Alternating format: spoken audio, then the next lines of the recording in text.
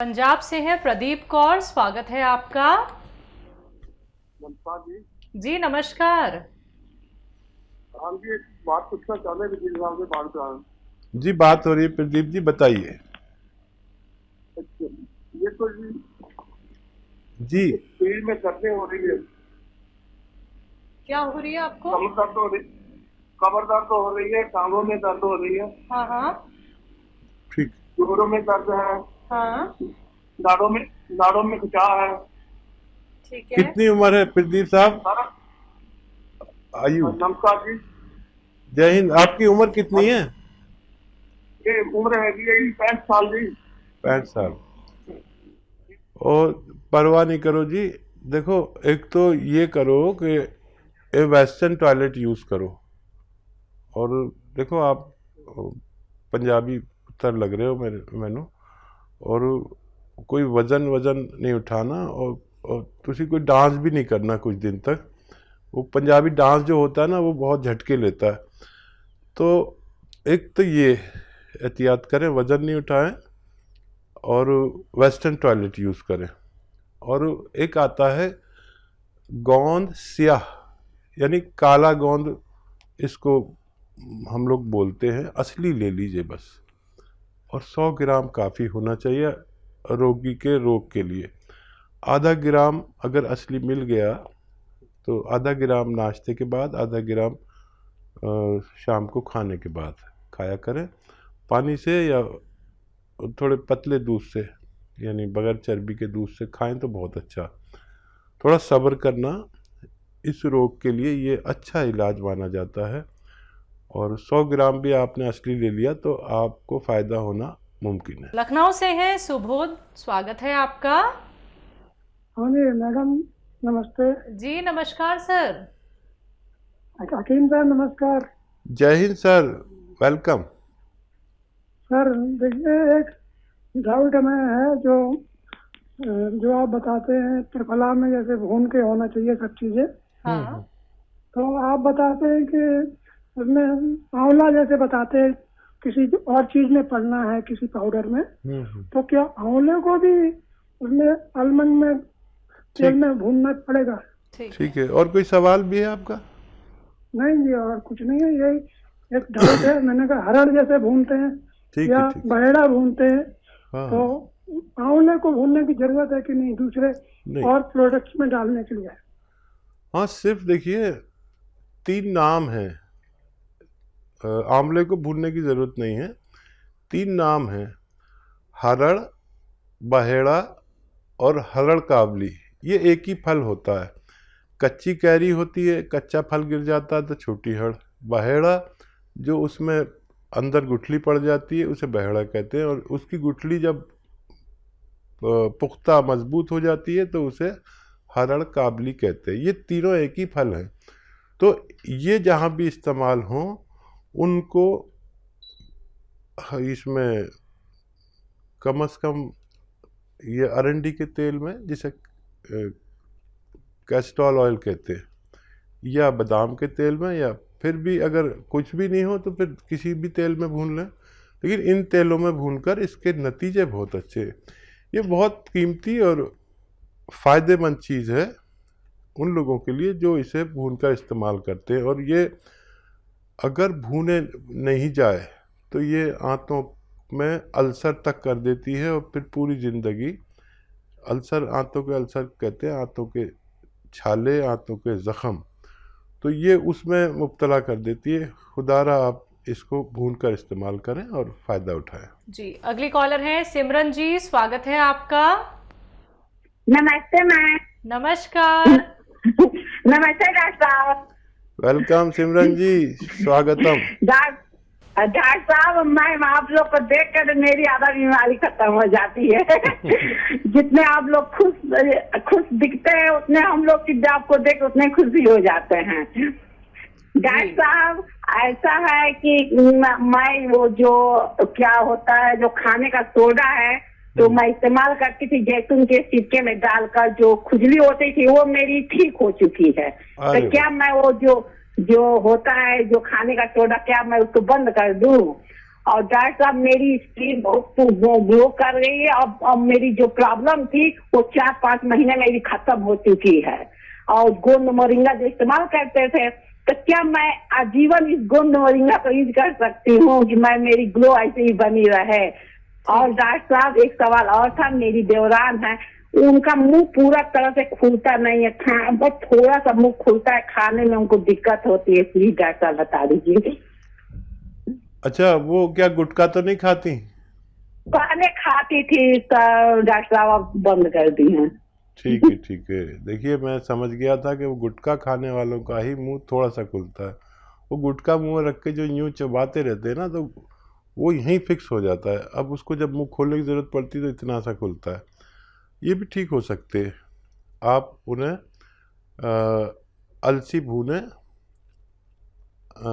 300-400 ग्राम अलसी भून लें, और ये गोंद मोरिंगा सफ़ेद उसमें एक चुटकी मिलाए 1 चम्मच में इसके पाउडर में, और रोज़ाना 1 बार या 2 बार दिया करें। वक्त लगेगा, फिर गुटखा दोबारा नहीं खाएं, नहीं तो कोई जिम्मेदारी नहीं है, उनको भी फ़ायदा होना मुमकिन है। और आपकी जो प्रेम है ना, प्रेम भावना ख़ास तौर पर इनके लिए, और वो बहुत कीमती है। आपका जो सीधापन, आपका भोलापन और आपका विश्वास भगवान में, ये आपको बहुत जल्दी फ़ायदा करता है। हम चाहते हैं कि ऐसा विश्वास सब में हो और सब लोग इसका यूनानी दवाओं का इस्तेमाल करें। आप कभी कभी तो ले सकते हैं, एक दिन छोड़ के लिया करें। अब आपके चेहरे पे पूरी ग्लो आ गई इससे, गोंद मोरिंगा से, तो आप कभी कभी लिया करें। देखिए, हमेशा वैसे तो ये नुकसान नहीं देता, लेकिन क्यों इतना खर्चा किया। और वो सोडा भी आप कभी कभी इस्तेमाल किया करें। अब आप पूरी तरह अच्छी हो चुकी है, मेरी तरफ से बहुत बहुत मुबारक। लेकिन वादा करें आप लोगों की इसी तरह सेवा करती रहेंगी जब तक भी सांस में सांस और दम में दम है और दिमाग ठीक है। दिमाग जब तक ठीक रहता है, जब तक आदमी काम करता है। तो हमेशा लोगों की सेवा करती रहिए। आप बहुत ज़्यादा पूरे गांव की सेवा करती है, ये मुझे पता चल चुका है। जी, महाराष्ट्र से हैं तौफीक जी, स्वागत है आपका। हेलो। हेलो। हाँ जी सर, अपना सवाल कर लीजिए। मेरे राइट साइड में कोई भौरे के पास जो रक्त बहता है ना, वो नली का वो चिपक गए, वो ऐसा लगता है, बीमार जैसा लगता है राइट साइड पर, और खुद जाता है भौरे के पास, और कोई चावरा है, मतलब डसता है राइट साइड के रक्त नली का, जो बहती है ना, रक्त बहता है नली से, वो डसते जैसी लगती है, चाव के जैसी लगती है, और खुजाती भी है राइट साइड के। कहाँ पर? पैर में? नहीं, राइट साइड सिर पर। अच्छा, गौरी सिर के पर, पास इस तरफ खुजाती है। आपको आईब्रो के पास ये दिक्कत है? हाँ आईब्रो जहाँ पे आपके ये भौएं हैं, वहां पे प्रॉब्लम है ये? हाँ, भौरे के पास। आईब्रो के ऊपर इनको दिक्कत परेशानी है, दर्द होता है, और क्या तकलीफ हो रही है आपको वहां पे? खुजली भी होती है। खुजाती है, और कोई चावरा है, मतलब डसता है ऐसा लगता है, और दुखती भी है। दुखती है, राइट। खुजली होती है। ठीक है जी। हाँ, देखिए, कलौंजी का सिरका लें, कलौंजी का सिरका, और 2 या 3 चम्मच 1 गिलास पानी में डालें, और 1 चुटकी में सोडा, जितना खाने का सोडा जो हमारे किचन में होता है, मम्मी से पूछना या घर में जो भी जिम्मेदार है, वो मिलाकर रात को सोते समय 1 खुराक पिया करें। आपकी परेशानी ठीक होना मुमकिन है। जीवन मिश्रा जी, स्वागत है आपका। नमस्कार मैम। जी नमस्कार सर। हकीम जी को नमस्कार। जय हिंद, वेलकम सर। मैम, मेरा 3 सवाल है, जरा नोट कीजिए। जी बोलिए। एक पहला सवाल तो यह है कि हकीम जी ने ये बताए थे, मैंने बताया था, पीछे सवाल करा था कि 23-24 साल का मेरा बेटा है, हाँ। जिसको जो है आंख में प्रॉब्लम है, तो उन्होंने बताया था कि वो देने के लिए मुंडी बूटी 1 सप्ताह तक। जी। तो उसे 1-1 मुंडी बूटी दे रहे हैं, 2 लड़के हैं, दोनों को दे रहे हैं। तो एक को 2-3 रोज जैसे दिए तो उसके आंख चिपकने लगा है रात को, जिसका लाल रहता था। तो उससे ये पूछना है कि कोई आगे देते रहे कितने दिन तक? 1 सप्ताह बोले थे, कोई दिक्कत तो नहीं आएगी। और दूसरे की वो गांठ थी उसको भी दे रहा हूँ, उसको भी 1 सप्ताह जो है देने के लिए बोले थे। और अपने मैडम के लिए मैंने बोला था कि उनको जो है सिर के पीछे जो है नस में जो है दर्द रहता है, ये सब कुरकुराहट रहती है। वो वैसे तो जो है बॉन्सिया ले ही रही है, तो उन्होंने खसखसा बताए थे मेरे को कि दूध में पीस करके देने के लिए। तो वो खसखस दे रहा हूँ, तो उससे ये दर्द में तो राहत मिली। आज 7-8 रोज हो गए, मगर पेट कब्ज होने लगा है उससे, लेकिन जो खुल के नहीं आती है। ठीक है। अभी बच्चों को तो अभी रोक दीजिए, जो मुंडी बूटी देते हैं। अच्छा, ये धीरे धीरे असर करती है। आँख में गीत बनने लगे तो अच्छी बात है, ये बुरी बात नहीं है। अपने डॉक्टर को भी दिखा सकते हैं। ये जो वायरल होते हैं ना, वायरल बुखार या एलर्जिकल कोई मर्ज, और गुहाइनी जिसके दाने दाने निकलते हैं बच्चों को, उसके लिए अब ये चीज़ें इनको 5-6 साल तक नहीं होती, ऐसा हमारा तजर्बा है। अगर आपने 5-6 दिन दिया है, लेकिन धीरे धीरे ख़त्म होती जाएंगी। खुराक डोज उनके पहुंच चुका है, और अब आप बेफिक्र हो जाइए और जो इलाज करना चाहें करें। लेकिन ये रोग अब ये मुद्दतों तक उनको परेशान नहीं करेंगे, और मैडम को भी फ़ायदा शुरू हो गया, ये और खुशी की बात है। अगर कब्ज़ होता है तो 1 चम्मच धनिया के साथ दिया करिए मैडम को। धनिया और मेथी का पाउडर बना लीजिए, जिसमें मेथी 50 ग्राम हो, धनिया 100 ग्राम। इसका पाउडर 1 चम्मच उनको खिलाएं और ये पिला दें, तो उनकी ये परेशानी भी ठीक होना मुमकिन है। और क्या सवाल? बस इनके 2 ही सवाल थे हकीम साहब। ठीक है, चलिए अगले कॉलर हैं पंजाब से। स्वागत है आपका। नमस्कार जी नमस्कार, आपका नाम क्या है? आप थोड़ा तेज आवाज में बात कीजिए सर। हाँ जी, अपने हकीम साहब से बात करना है जी। हाँ जी, हकीम साहब से बात हो रही है आपकी। मैडम, हमारे 2 सवाल हैं, 2-3 सवाल है, नोट कर लीजिए। जी सर। मैडम 2-3 सवाल है, नोट कर लीजिए मेरे। सर बोलिए, आप सवाल तो बोलिए। हाँ, पहले तकलीफ का दवाई हमने पूछा था, दर्दों की। हाँ जी, दर्दों की दवाई पूछा है, उसको बीपी शुगर भी है, बीपी शुगर, और रात को श्रेणी भी आती है। समझ गए आप? बीपी है, शुगर है, जिनको पैरों में दर्द है, रात को उसको श्रेणी आ जाती है।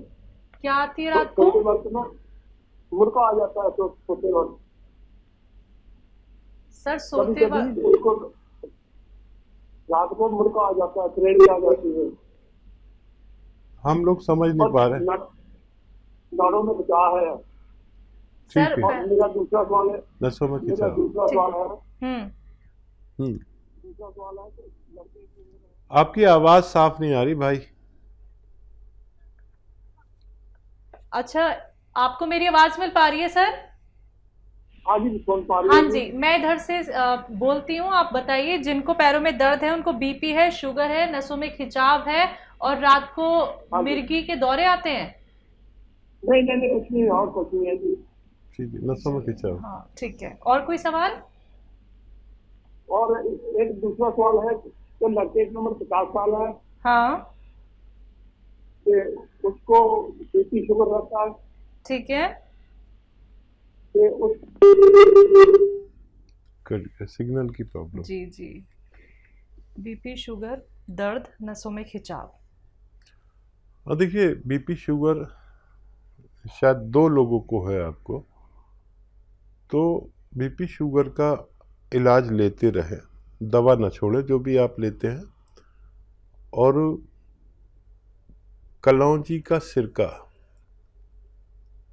2 चम्मच पानी में डालें, और 1 चुटकी उसमें खाने का सोडा मिलाएं, और दिन में 2 बार खाने के बाद पिए, और अपनी सारी औषधि लेते रहें जो डॉक्टर देता है, और ये लेना शुरू कर दें। तो धीरे धीरे सारी चीज़ें कंट्रोल होना मुमकिन है। और जिनको नसों में दर्द, कमर में दर्द या पैरों में खिंचाव या कहीं भी दर्द है, तो गोंद स्याह नाम का एक काला गोंद आता है जिसका असली लेना बहुत ज़रूरी है। इसको आप असली लें और इसका पाउडर बना लें। ये एक रॉ मटेरियल यानी कच्ची गोंद है एक, जो नकली बहुत मिलता है। 100 ग्राम खरीद लें, काफ़ी होना चाहिए एक रोगी के इलाज के लिए। ये 15-16 रुपये रोज़ का इलाज है। आधा ग्राम सुबह खिलाएं, आधा ग्राम शाम को खाने के बाद और नाश्ते के बाद।